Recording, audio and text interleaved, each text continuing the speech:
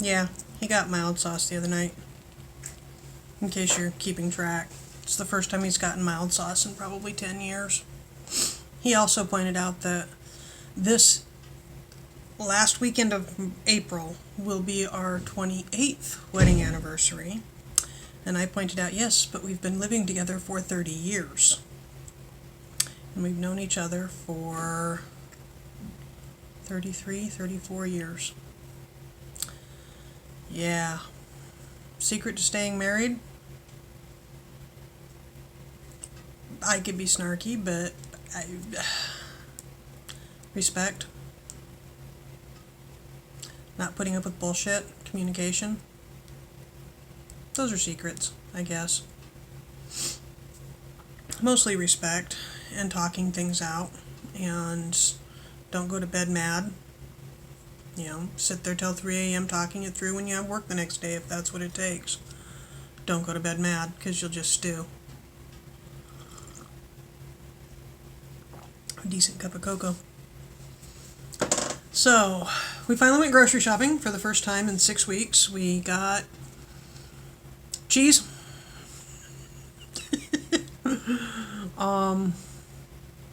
Some fresh zucchini, some fresh peppers. There's carrots already there. I'll make a ham hock. I'll make a pot of soup. Got everything to make a shepherd's pie. Got everything to make enchiladas. There was something else. I don't remember. Let's see, what else?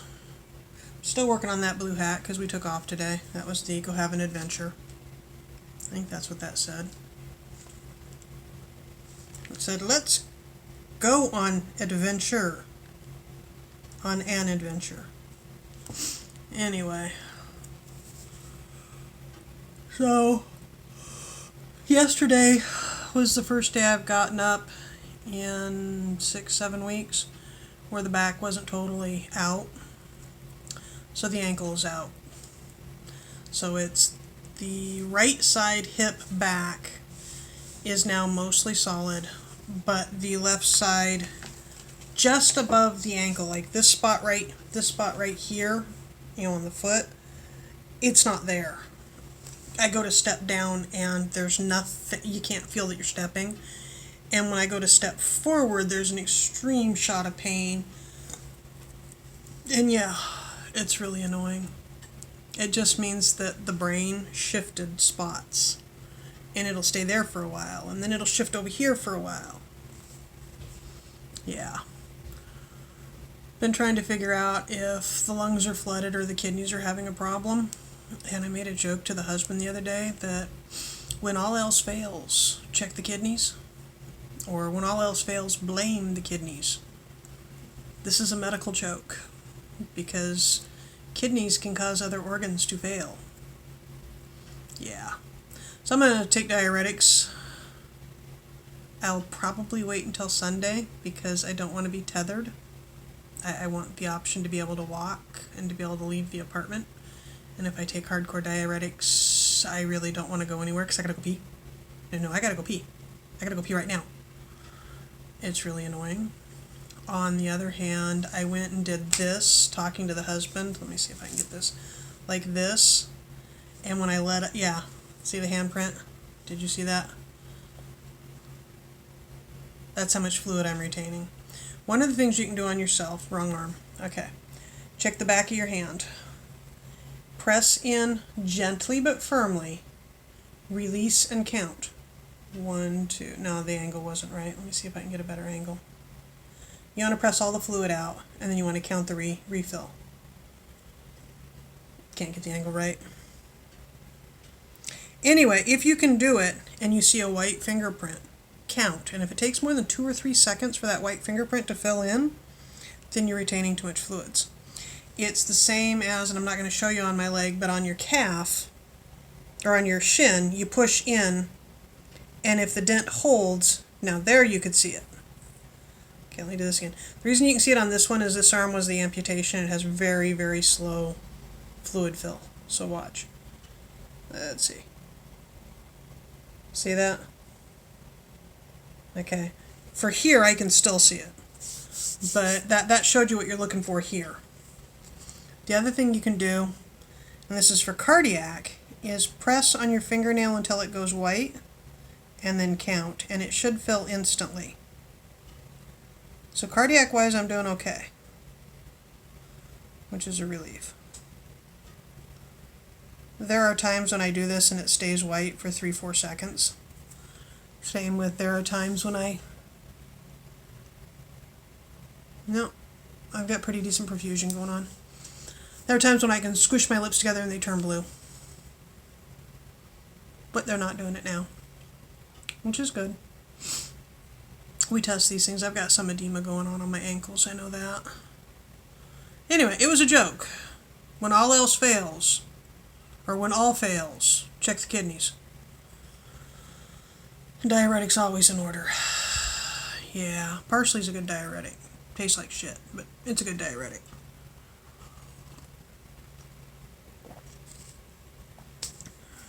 Corn silk is rumored to be a good diuretic, but what people don't understand is that it takes about 3 years worth of corn's silk, harvested fresh and made into tea fresh, to be a really effective diuretic.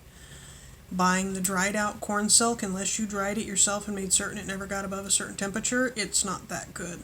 It's really not that good. You can buy the tea, and the tea works. Corn silk is a variant on Lasix, but one Lasix pill is about this much corn silk. Literally wadded in a ball. So like 20 ears of corn. That's a pet peeve of anybody who knows anything about herbs and medicine. People will say things like, I'm going to make St. John's wort tea for my depression. No, you're not. Because St. John's wort as a dry herb is good for skin conditions, rashes, sunburn, that kind of stuff. To get the extracted, standardized dosing of a single St. John's wort pill, and mind you, when you buy those, they recommend 4 pills a day, usually 2 to 3 times a day, because it takes a lot to do anything, but that one pill, to get that standardized extract, is 5 pounds of raw leaf. Okay, so you're not taking 5 pounds into a cup of tea. Ginkgo biloba, however you say that one, is a memory aid, and it's really good as a memory aid. But a single dose is 30 pounds of raw leaf. 30 pounds, because they're extracting a specific component. It's like saying you're going to chop up sugar cane and use it to make your Kool-Aid. No, you're not. It's like saying you're going to take maple tree sap and use it in place of sugar. Ain't going to taste right. You boil down 3 gallons of sap to make 1/2 pint of syrup. It's a concentration, it's an extraction, it's a lot of chemistry and a lot of old science. And people annoy me. I'm old. I'm so old. That's a good topic. Don't get old.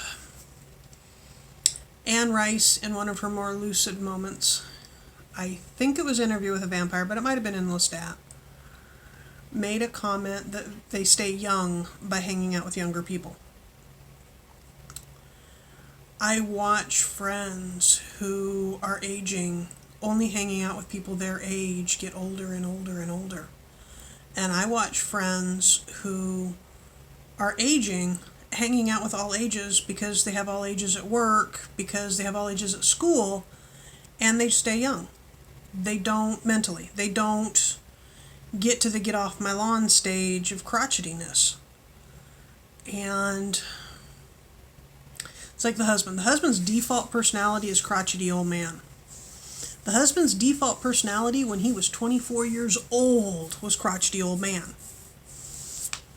If you give him a choice between crotchety old man and intelligent thought, he will try to default to crotchety old man. But if you say, hey, that's not really what you believe, would you think about that? He'll go, what do you mean? And I'll be like, well, blah, blah, blah. And he'll be like, oh, no, I didn't mean that. Well, that's what you said. No, that's not what I meant. And he doesn't mean it. It's just something that got programmed into him. And He got programmed to judge, to be judgmental basically, and to be intolerant. And he fights it on a daily basis. And I appreciate that about him, because he does fight it. I fight being bitter. I know I fight being bitter. I don't fight being judgmental. Some people will tell you I'm judgmental, and it's not really being judgmental, it's pattern matching.